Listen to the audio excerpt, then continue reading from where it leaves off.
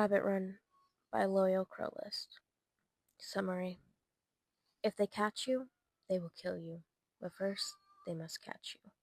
Watership Down.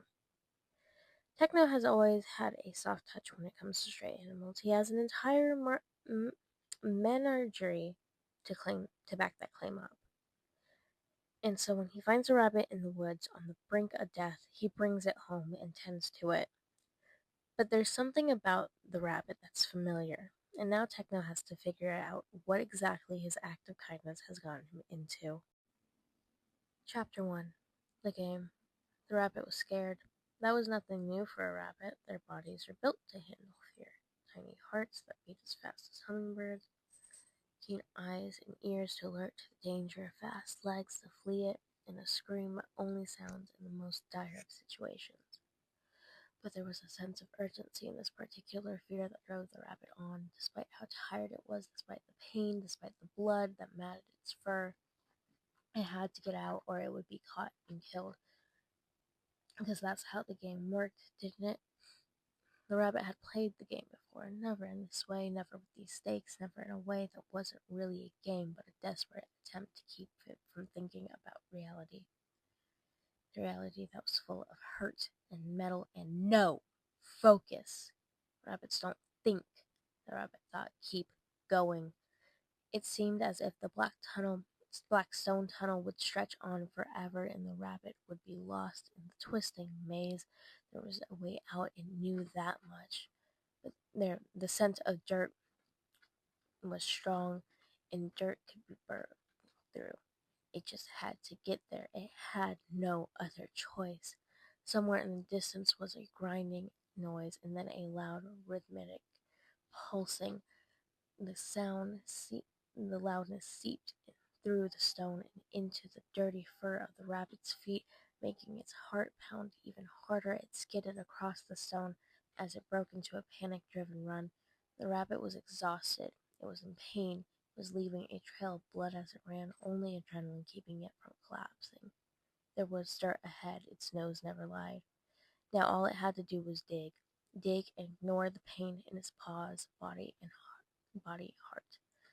Dig and ignore the way the dirt clumped awkwardly in the blood coating its fur. Dig and be ready to run. Chapter 2. Technoblade is a sucker. Sunlight reflected off the snow, forcing Techno to shade his eyes with his hand as he scanned the yard. Yard might have been a generous term. Land that he and Phil had claimed as theirs would be more accurate. But there was a fence, and yard rolled off the tongue much easier than the other options. He frowned and shifted the basket full of honeycomb to his other hand. The two dogs he had taken with him to collect the honeycomb had bolted suddenly, barking their heads off, and were now pacing back and forth along a small portion of the fence. He whistled. One of the dogs, Cammy, lifted her head to look back at him, and then returned to pacing the fence, stopping here and there to whine and scratch at the ground. Get dogs, they said. They're loyal, they said. They'll come when they're called, muttered Techno under his breath as he began walking towards the fence. Should have got cats instead. When he got closer to the fence, Techno set the basket down and placed his hand on the hilt of his sword. Things had been quiet lately, and he had hoped it would remain that way, but the quiet of the cabins in the Arctic had been shattered once before, and he wasn't one to take that sort of risk. There better not be anyone thinking about trespassing on my property, he said aloud, narrowing his eyes as he scanned the area. Nothing moved, nothing made a sound. The dogs were still pawing at the ground along the fence. I mean it. Still nothing. Techno took a deep breath in through his snout. He could smell blood, both fresh and old, and animal. His frown deepened. The sort of animal was currently escaping him, overpowered by the dogs and the blood. He tightened his grip on the hilt of his sword and walked a bit down the fence line to one of the gates. The dogs followed, eager to get through the gate to whatever it was. Sit, sit! Both dogs whined loudly, but sat, their ears dropping and tails wagging. Good dogs, you stay right there. Opening the gate, Techno slipped through as quickly as he could and pulled it shut behind him. The dogs were well trained, but even the best trained dog might disobey if it thought there was a good chase or a tasty treat at stake. He walked back towards the area the dogs had been barking at and began carefully scan the area. The undergrowth was thick with sweet berry bushes and fallen spruce needles that colored the ground, making it difficult to see anything, and he hadn't brought his glasses. He sniffed the air again, moving closer towards where the scent of blood was the strongest. Red splattered the ground in places, almost blending with bright red berries, and Techno crouched down, moving branches aside. He almost didn't see it. Tucked among the roots of the berry bush was a rabbit. At first, Techno thought it was dead, but then he noticed the shallow rise and fall of its flank. He reached in and pulled it out as gently as he could. The rabbit's eyes opened, and he expected it to struggle, the fear wafting off it in waves, but it stayed limp in his hands. It would probably be a kindness to put it out of its misery, but Techno found that he couldn't. The rabbit was terrified, covered in blood and dirt, and the thought of killing it sat uneasy in his chest. Yeah, I'm a sucker, Techno said, tucking the rabbit into the crook of his arms, doing his best not to jostle it, and stood. The voices in his head laughed. Leave me alone, all right? He hurried back to the gate, letting it bang close on its own, and bent to pick up the basket before whistling for the dogs. They eagerly came bounding to his side, almost tripping him as they wove back and forth in front of him, trying to sniff at the rabbit he was carrying. Look, I'll give you guys a treat later, all right? But this one's not for eating. Down, don't make me tell you twice, Gordon.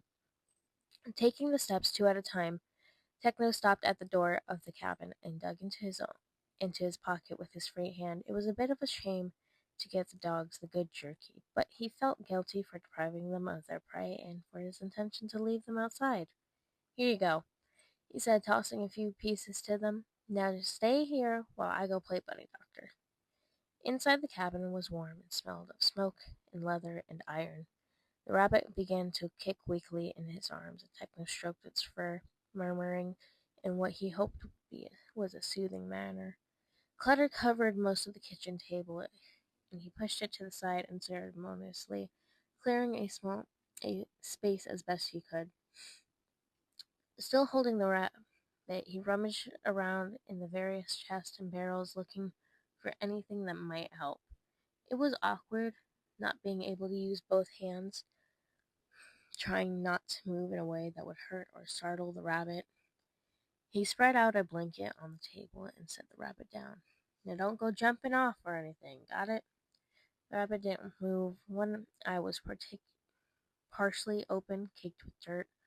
Techno pulled the lever on the sink, listening as the redstone mechanic that brought heated water up from the basement activated. The pipe rattled slightly before spitting out water. Steam rose from it as Techno filled the small bowl. Pulling up a chair, he sat down in front of the rabbit. All right, let's see what we've got, he said. He wasn't sure where to start. As carefully as he could, Techno began wiping away the dirt and blood. There was a lot of blood, more than he thought a rabbit had in the first place.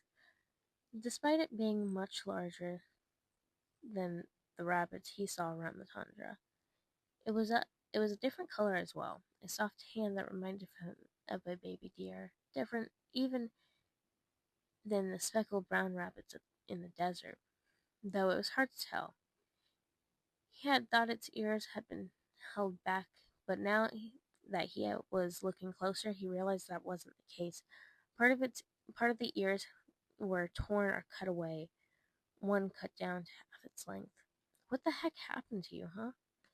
His original assumption had been that some animal had gotten a hold of it, but now that he saw the injuries up close, he knew that wasn't the case. Techno might not know a lot about rabbits, but he knew about blades and all the injuries they could cause. The cuts had been done with a knife. The thin, red stripes across the back, on the other hand, had been done with something else, something Techno couldn't place. Or who the heck did this to you? Said Techno softly. The rabbit didn't answer. Techno smoothed the cloth over the rabbit's fur, looking for injuries that were still bleeding. It felt like too many, and Techno wondered how it was still alive. Taking the jar of flour, he sprinkled it over the wounds. It would clot with blood and if the rabbit decided to lick its wounds, it wouldn't do it any harm. When he was done, the rabbit still looked bedraggled and half dead, but it was cleaner, and the bleeding had stopped. Its fur stuck up in places, patches missing, and its eyes were closed, but its breathing had evened out. That was good enough for Techno. He stood from the table with a groan, keeping an eye on the rabbit as he emptied out the basket, putting the honeycomb up. It was big enough and deep enough that he didn't think the rabbit would jump out, or could jump out given the condition it was in. With two of the toes on its paws missing, landing the basket with the towel, Techno carefully tucked the rabbit in, stroking its head as he did so. I'm really a sucker, huh? Alright, Questers, that was chapters 1 and 2 of Rabbit Run. I hope you enjoyed this. I will be uploading more either later today or tomorrow. But I have to take a break. As you can probably tell, I'm sick, and this was the worst time to choose to record Fix, but I mean, motivation. When it hits, you gotta take advantage of it. So, the next Fix I will probably be uploading before more chapters of this is the Doom timeline, and then I think I have permission to do one other fic, but I have to double check. Anyways, hope you enjoyed this.